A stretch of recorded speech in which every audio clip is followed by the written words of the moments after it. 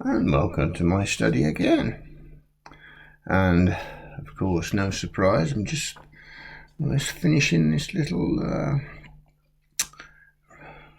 book off this rare paperback, which, like I said quite a few times now, I've only ever had the opportunity of acquiring it once in all my travels through bookshops up and down the country, antique fairs. Cracking little book. Discovering Ghosts, Leon Metcalfe, and there's still one or two little stories left with a picture that are illustrated, like this one here.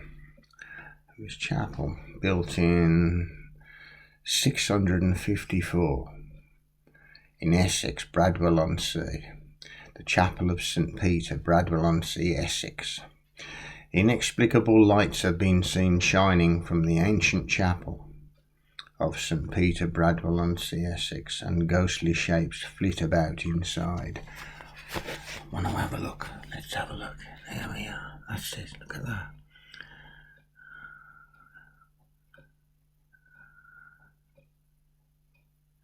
Built in 654. There. Look at that.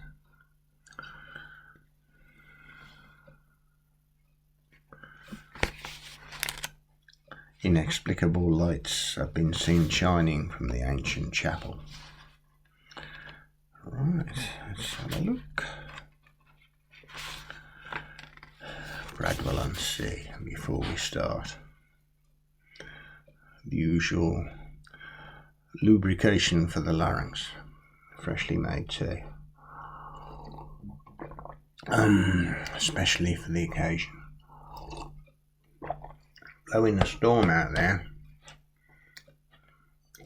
It's the middle of the afternoon and it's so dark, so I think a ghost story is rather appropriate. Let's have a look anyway. I was sitting comfortably.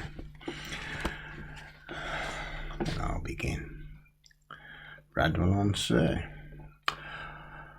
On approaching the church, turn right past the mounting block, which is a block of stone that they use for mounting the horses. The ladies and gentlemen there. For mounting the horses and dismounting the horses as well, considering that the fact that many ladies would be riding side saddle, it would be a little bit more civilized, which is a block of stone carved just the right height to get to the stirrup.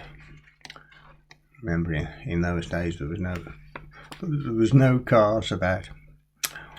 Bradwell-on-sea. On approaching the church, turn right past the mounting block.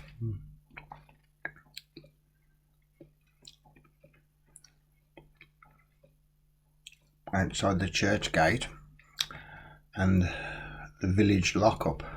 It's a good start. Drive along this village lane until Eastland's farm is reached. Park on the left and continue on foot along the gravel track. You can imagine the crunching of the gravel as you walk. The gravel track for about half a mile. This track was once the line of the Roman road leading to the fort of Athona.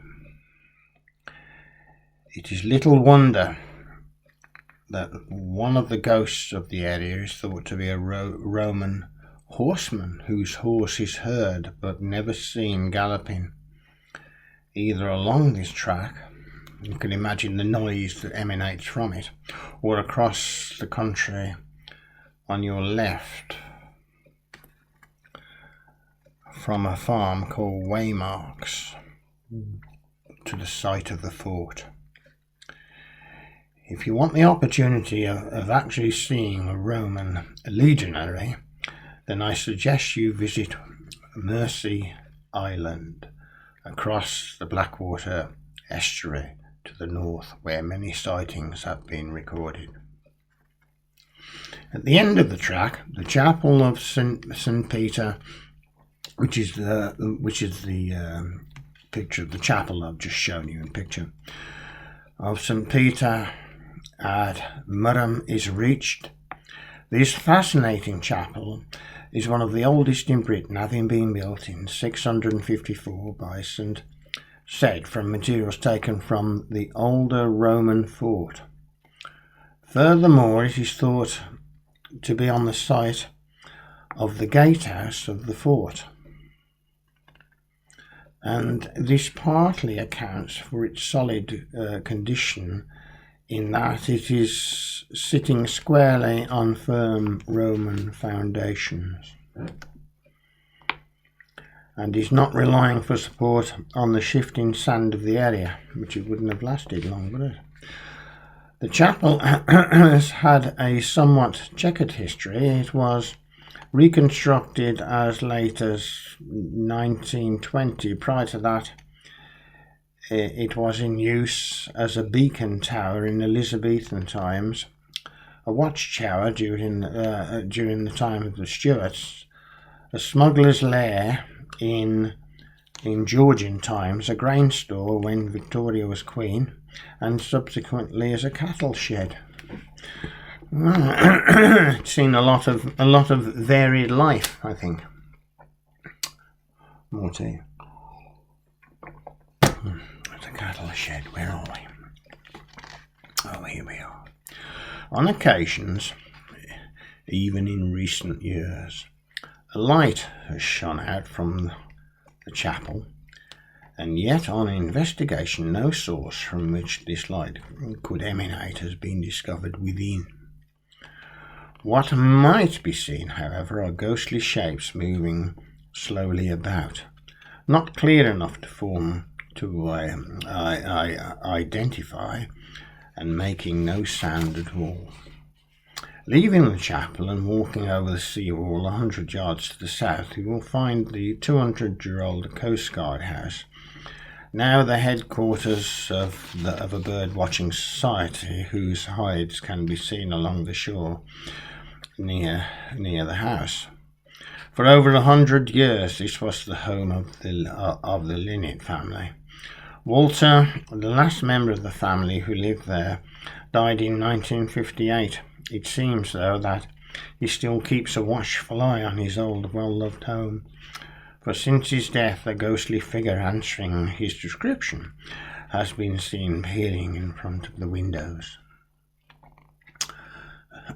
Observing the present part-time tenants of the house, to obtain a closer look, it has at times wafted in through the windows to materialize within the room. Unfortunately, it is only the upper half that can be seen. Perhaps he's still a novice, as ghosts go, and he has not yet learned how to materialize the whole of himself. Well, there you go. Here's 3 stories from the area of Bradwell-on-sea. The chapel being the main interest, really. Built in 654. Good heavens above. Good heavens above indeed. Place of worship.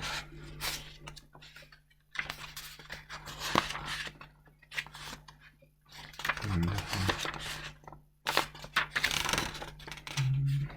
Fascinating little book this.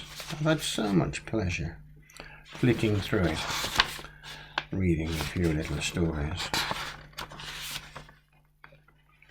Marvellous. Yeah.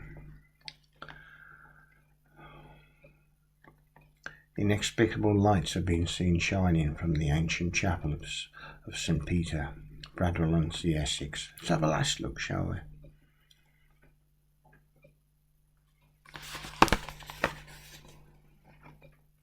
There it is.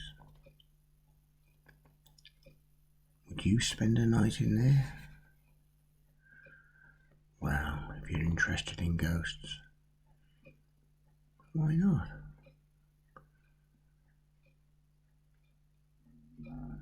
Have you seen a ghost? I know I have. This place where I am now is definitely active at times, and I've seen many apparitions here. Fascinating subject, the supernatural. Like I said before, good heavens above. Discovering ghosts. Always a pleasure to see you. Thanks for coming. It's fun reading them. Come again. I'll see if I can fit in another little film of a story that's contained in this book. Until then, I wish you well. Bye for now. Bye-bye. May your God be with you.